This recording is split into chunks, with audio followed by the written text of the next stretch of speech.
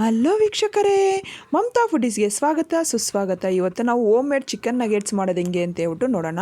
ನಾವು ಮಾಲ್ಗೆ ಮತ್ತು ಹೋಟೆಲ್ಗೆಲ್ಲ ಹೋದಾಗ ನೋಡ್ತೀವಲ್ವ ನಗೆಟ್ಸ್ ಹೆಂಗಿರುತ್ತೆ ಅಂತ ಹೇಳ್ಬಿಟ್ಟು ನಾವು ಇವಾಗ ಈಸಿಯಾಗಿ ಮನೆಯಲ್ಲೇ ಮಾಡ್ಕೋಬೋದು. ಬನ್ನಿ ಹೆಂಗೆ ಮಾಡೋದು ಅಂತ ಹೇಳ್ಬಿಟ್ಟು ನೋಡೋಣ.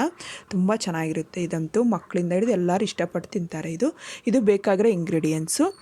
ಫಸ್ಟ್ ಟೈಮ್ ನೀವು ನನ್ನ ಚಾನಲ್ ನೋಡೋದಾದರೆ ಪ್ಲೀಸ್ ಸಬ್ಸ್ಕ್ರೈಬ್ ಮಾಡಿ. ಚಿಕನ್ನ ನಾನು ಅರ್ಧ kg ಚಿಕನ್ನ ಬೋನ್ಲೆಸ್ ತೊಗೊಂಡಿದ್ದೀನಿ. ಇದನ್ನು ಮಿಕ್ಸಿ ಜಾರ್ಗೆ ತೊಗೊಂಡು ಎಲ್ಲ ಚೆನ್ನಾಗಿ ಗ್ರೈಂಡ್ ಮಾಡ್ಕೊಳ್ಳೋಕ್ಕೋಸ್ಕರ ಮಿಕ್ಸಿ ಜಾರ್ಗೆ ತೊಗೋಬೇಕು. ಈ ಥರ ಎಲ್ಲ ಚಿಕನ್ನೆಲ್ಲ ಈ ಥರ ಮಿಕ್ಸಿ ಜಾರ್ಗೆ ತೊಗೊಂಡ್ಮೇಲೆ ಶುಂಠಿ ಬೆಳ್ಳುಳ್ಳಿ ಪೇಸ್ಟು ಅರ್ಧ ಟೀ ಸ್ಪೂನ್ ಹಾಕಿ ಅದಕ್ಕೆ ಉಪ್ಪು ರುಚಿಗೆ ನೋಡ್ಕೊಂಡು ಹಾಕ್ಕೋಬೇಕು ನಾವು. ಇದು ಪೆಪ್ಪರ್ ಪೌಡ್ರ್ ಅಂದರೆ ಮೆಣಸಿನ ಪುಡಿನ ನಾನು ಅರ್ಧ ಟೀ ಸ್ಪೂನಷ್ಟು ತೊಗೊಂಡಿದ್ದೀನಿ.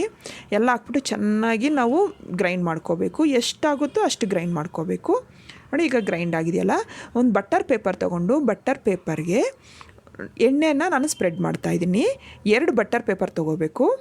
ನೋಡಿ, ಎರಡಕ್ಕೂ ಅದೇ ಥರ ನಾನು ಎಣ್ಣೆ ಹಾಕ್ತಾಯಿದ್ದೀನಿ. ನಾವು ಗ್ರೈಂಡ್ ಮಾಡ್ಕೊಂಡಿದ್ದೀವಲ್ವ ಚಿಕನ್ನ, ಅದನ್ನು ಇವಾಗ ಬಟರ್ ಪೇಪರ್ ಮೇಲೆ ಹಾಕಿ ಈ ಥರ ಎಲ್ಲ ಸ್ವಲ್ಪ ಎಲ್ಲ ಬಟರ್ ಪೇಪರ್ ಮೇಲೆ ಸ್ಪ್ರೆಡ್ ಮಾಡೋ ಥರ ಈ ಥರ ಪ್ರೆಸ್ ಮಾಡಿ ಇವಾಗ ಅದ್ರ ಮೇಲೆ ಇನ್ನೊಂದು ಬಟರ್ ಪೇಪರ್ ಹಾಕ್ಬಿಟ್ಟು ಅದು ರೋಲ್ ತೊಗೊಂಡು ನಾವು ಚಪಾತಿ ರೋಲರ್ ಇರುತ್ತಲ್ಲ ಅದನ್ನು ತೊಗೊಂಡು ಈ ಥರ ನೀಟಾಗಿ 1 ಇಂಚ್ ದಪ್ಪ ಬರೋ ಥರ ನಾವು ರೋಲ್ ಮಾಡ್ಕೋಬೇಕು.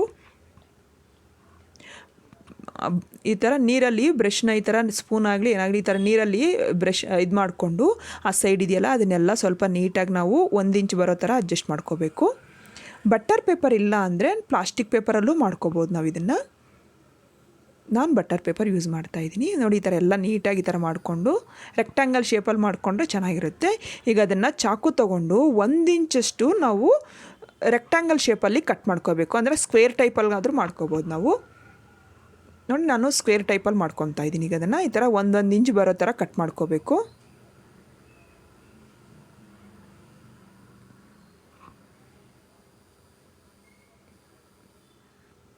ನೋಡಿ, ಇಷ್ಟು ದಪ್ಪ ಬರಬೇಕು. ನೋಡಿ, ನಂದು ಎಷ್ಟು ಈ ಥರ ಬರಬೇಕು. ನೋಡಿ ಎಷ್ಟು ಚೆನ್ನಾಗಾಗಿದೆ ಅಂತ.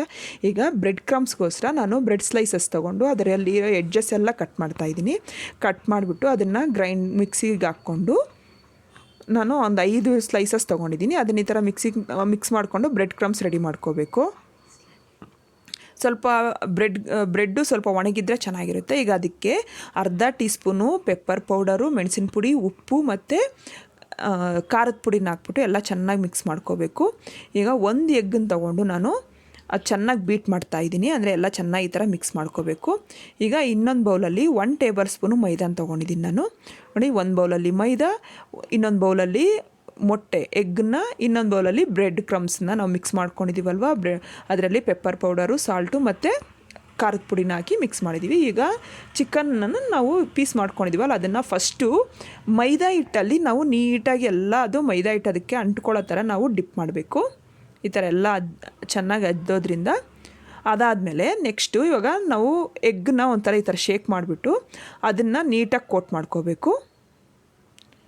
ಅದೆಷ್ಟು ನೀಟಾಗಿ ಕೋಟ್ ಮಾಡ್ತೀವಿ ಅಂತೇಳ್ಬಿಟ್ಟು ನಾವು ಆ ಚಿಕನ್ ನಗೆಟ್ಸ್ ಅಷ್ಟು ಟೇಸ್ಟಿಯಾಗಿ ಬರುತ್ತೆ. ಈಗ ನೆಕ್ಸ್ಟು ಬ್ರೆಡ್ ಕ್ರಮ್ಸಲ್ಲಿ ನಾವು ಡಿಪ್ ಮಾಡ್ಕೋಬೇಕು. ಆ ಬ್ರೆಡ್ ಕ್ರಮ್ಸ್ನ ನೀಟಾಗಿ ನಾವು ಅದನ್ನು ನೋಡಿ ಈ ಥರ ಪ್ರೆಸ್ ಮಾಡಿಕೊಂಡು ಆ ಬ್ರೆಡ್ ಕ್ರಮ್ಸ್ ಎಲ್ಲ ಆ ಚಿಕನ್ ಪೀಸಿಗೆ ಅಂಟೋ ಥರ ನಾವು ಇದು ಮಾಡ್ಕೋಬೇಕು.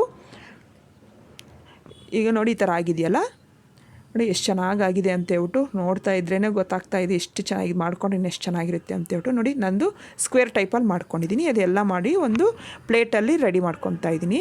ಫಸ್ಟು ಮೈದಾ ಹಿಟ್ಟಲ್ಲಿ ಡಿಪ್ ಮಾಡ್ಕೋಬೇಕು. ಆಮೇಲೆ ಎಗ್ಗು ನಾವು ಬೀಟ್ ಮಾಡ್ಕೊಂಡಿರೋ ಎಗ್ಗಲ್ಲಿ ಮಾಡಬೇಕು. ಆಮೇಲೆ ಬ್ರೆಡ್ ಕ್ರಮ್ಸಲ್ಲಿ ಡಿಪ್ ಮಾಡ್ಕೋಬೇಕು ನೀಟಾಗಿ. ನೋಡಿ, ಎಲ್ಲ ರೆಡಿಯಾಗಿದೆ. ಈ ಥರ ನಾವು ರೆಡಿ ಆದಮೇಲೆ ಏರ್ಟೈಟ್ ಡಬ್ಬದಲ್ಲಿ ಇಲ್ಲ ಜಿಪ್ಲಾಕ್ ಕವರಲ್ಲಿ ಹಾಕ್ಬಿಟ್ಟು 1 ತಿಂಗಳವರೆಗೂ ನಾವು ಇದನ್ನು ಡೀಪ್ ಫ್ರಿಜ್ಜಲ್ಲಿ ಇಟ್ಕೊಂಡು ಯೂಸ್ ಮಾಡ್ಕೋಬೋದು. ಈಗ ಬಾಣಲಿಯಲ್ಲಿ ಎಣ್ಣೆ ಕಾಯಕ್ಕಿಟ್ಬಿಟ್ಟು ಎಣ್ಣೆ ಚೆನ್ನಾಗಿ ಕಾದಾದಮೇಲೆ ಮೀಡಿಯಮ್ ಫ್ಲೇಮ್ ಇಟ್ಕೊಂಡು ಆ ನಗೆಟ್ಸ್ನ ಹಾಕ್ಬಿಟ್ಟು ಚೆನ್ನಾಗಿ ಫ್ರೈ ಮಾಡ್ಕೋಬೇಕು. ಮೀಡಿಯಮ್ ಫ್ಲೇಮಲ್ಲಿ ಇವಾಗ ಎಣ್ಣೆ ಕಾದಾದಮೇಲೆ ಬಿಡಬೇಕು. ನೋಡಿ, ಈಗ ಒಂದು ಸೈಡ್ ಆಗಿದೆಯಲ್ಲ, ಇನ್ನೊಂದು ಸೈಡ್ ನಾನು ಫ್ಲಿಪ್ ಮಾಡ್ತಾಯಿದ್ದೀನಿ.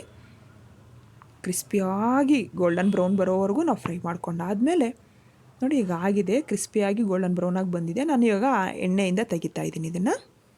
ಇಷ್ಟೇ, ರೆಡಿ ಆಯಿತು. ಇದನ್ನು ಟೊಮೊಟೊ ಕೆಚಪ್ ಜೊತೆ ಆಗಲಿ ಮಯೋನೈಸ್ ಜೊತೆ ಆಗಲಿ ತಿಂದರೆ ಅಂತೂ ತುಂಬ ಟೇಸ್ಟಿಯಾಗಿರುತ್ತೆ. ನೀವು ಮನೇಲಿ ಟ್ರೈ ಮಾಡಿ, ಮಕ್ಕಳಿಗೆಲ್ಲ ಮಾಡಿ ನೀವು ತಿನ್ನಿ. ಇಷ್ಟ ಆದರೆ ಲೈಕ್ ಮಾಡಿ, ಶೇರ್ ಮಾಡಿ, ನನ್ನ ಚಾನಲ್ಗೆ ಸಬ್ಸ್ಕ್ರೈಬ್ ಮಾಡೋದು ಮಾತ್ರ ಮರಿಬೇಡಿ. Thank you.